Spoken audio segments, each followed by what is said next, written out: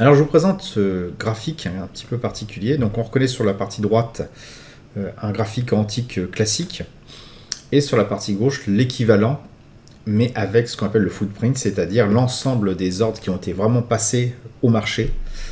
Donc pas le carnet d'ordre, mais vraiment les ordres qui ont été exécutés. Donc avec sur chaque colonne ici, on retrouve chaque colonne. Sur la partie gauche, eh bien, en fait, les prix qui ont été exécutés au bid. Donc là, typiquement, on va retrouver tous les vendeurs. Et sur la colonne de droite, les prix qui ont été exécutés à l'ASC, donc tous les acheteurs potentiels.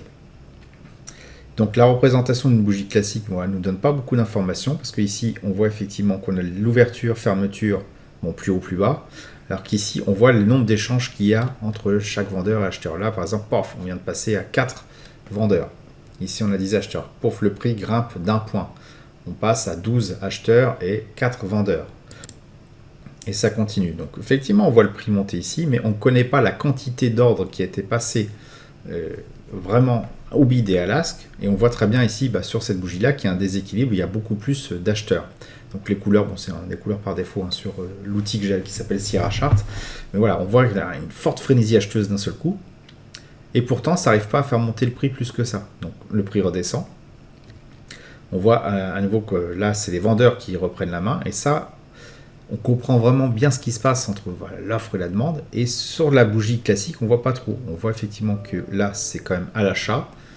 Ici, on voit aussi qu'il y a beaucoup d'acheteurs, beaucoup plus d'acheteurs que de vendeurs. En tout cas, c'est à cet instant ce qui se passe. Donc, regardons ce qui se passe.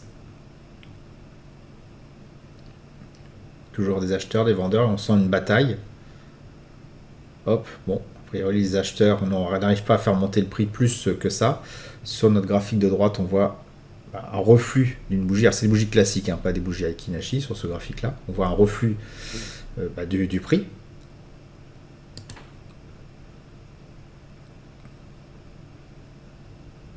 Le combat continue entre acheteurs et vendeurs, donc c'est un statu quo. On peut dessiner de la même façon que l'on fait sur les bougies classiques. C'est espèce de stagnation qui peut avoir lieu entre acheteurs et vendeurs. Donc voilà, une espèce de mini range.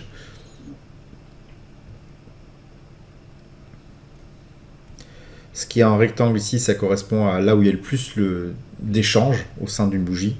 Donc ce sont des micro-bougies, elles font effectivement pas beaucoup en termes de taille, puisqu'il y a quelques points seulement.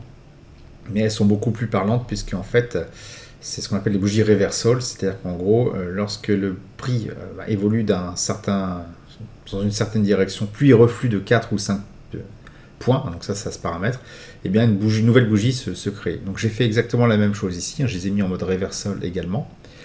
Et donc ça veut dire qu'il y a une très forte poussée vendeuse, et que là, au bout de 4 ou 5 ticks seulement de reflux, on a pu créer une nouvelle bougie. Donc l'information est vraiment la même. Alors, évidemment, l'échelle n'est pas forcément identique, puisqu'ici on est à 15 796. Voilà. Si je veux avoir à peu près la même échelle, il faut que je zoome un petit peu plus. On aurait plutôt quelque chose comme ça. Et si j'arrive à zoomer, c'est pas facile. Voilà, on n'est pas trop mal là. Donc voilà, ces bougies-là correspondent à peu près à celles qu'on a en face. Donc le reflux qu'on voit avec la mèche ici, c'est des reflux effectivement où ça part jusqu'à 15 782, donc à peu près là, et après ça reflue. Donc ça correspond à ça, l'échelle n'est pas forcément la même, puisque mon graphique n'a pas la même taille. Et puis là on voit ce qui se passe vraiment au niveau des échanges du prix. À gauche, beaucoup plus de vendeurs. Le prix continue pourtant de se maintenir en haut. À droite, les acheteurs sont un peu moins présents, donc ça finit par faire baisser le prix. Tout simplement parce que les ordres qui sont passés à la vente épuisent le carnet d'ordre des acheteurs. Donc, le combat continue. Mais on voit, sur cette zone-là, on est sorti de ce mini range, donc ce qui correspond à peu près ici. On est sorti de ce mini range et on est en train d'en entamer un nouveau. Donc, voilà, on se maintient là-dedans. Donc, dans chacun des mini-ranges, c'est un combat entre acheteurs et vendeurs. Quand finalement l'un des deux finit par gagner, l'autre capitule. Et c'est ce qui se passe ici. Ici, on a énormément d'acheteurs qui se sont positionnés. Si on regarde, 40, 16, 10, 10, 27, 21, ça s'accumule. Et à un moment donné, ça casse. Donc tous les vendeurs qui sont sur la colonne de gauche, il y en avait quand même quelques-uns, capitulent. Ils se disent bon, voilà, c'est foutu. On rachète notre position, puisqu'ils étaient vendeurs. Donc qu'est-ce qu'ils font? Ils rachètent leur position. De ce fait, ils augmentent le nombre d'achats. C'est ce qui se passe ici. Et le prix se met à grimper tout simplement parce qu'ils vident le carnet d'ordre. Et voilà, donc c'est que ça. C'est un combat entre acheteurs et vendeurs. Vraiment le trading au plus près du prix. Et c'est des choses qu'on ne va pas forcément bien voir avec des bougies classiques ou même Aiki Nashi. On va voir sur des swing trading un moment plus important, plus sur le long terme. Mais c'est vraiment le tape trading, c'est-à-dire les échanges réels des acheteurs et des vendeurs, les achats et les ventes réels, qui permet de voir ce qui se passe. On voit une accumulation là de ventes qui commence à être très très importante, 55 vendeurs.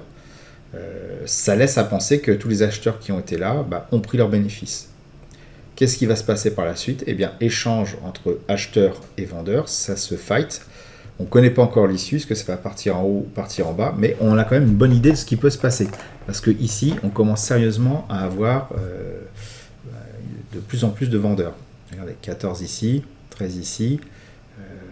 Il y a quand même un peu plus d'acheteurs ici, là. C'est en train de se rebagarrer. C'est des choses qui évoluent dans le temps. On voit clairement que les vendeurs ne sont pas en reste. Et pof, ça casse. Donc tous les acheteurs qui sont positionnés là commencent à se dire ça sent un peu le pâté, donc ils se mettent à vendre. On voit qu'il y a de plus en plus de vendeurs. Quelques acheteurs encore qui pensent que le prix va pouvoir repartir. Là, le prix redescend, ils abandonnent. Et qu'est-ce qui se passe? Bloum, tous les acheteurs qui se sont positionnés là se mettent tout simplement à vendre. Le prix dégringole tout simplement parce que le carnet d'ordre côté acheteur s'épuise. Voilà. Donc quand même, cette représentation est intéressante. On voit également que les différentes supports résistances se tracent en temps réel. On n'est pas obligé d'attendre un tour plusieurs fois sur un niveau pour estimer qu'on l'a atteint. On voit très bien qu'à chaque fois qu'on a un plus haut niveau d'échange, donc là c'est là où il y a le plus de volume, le rectangle au sein d'une bougie, eh bien on voit que ce niveau en lui-même est un support de résistance puisque à nouveau les échanges se refont sur ce même niveau.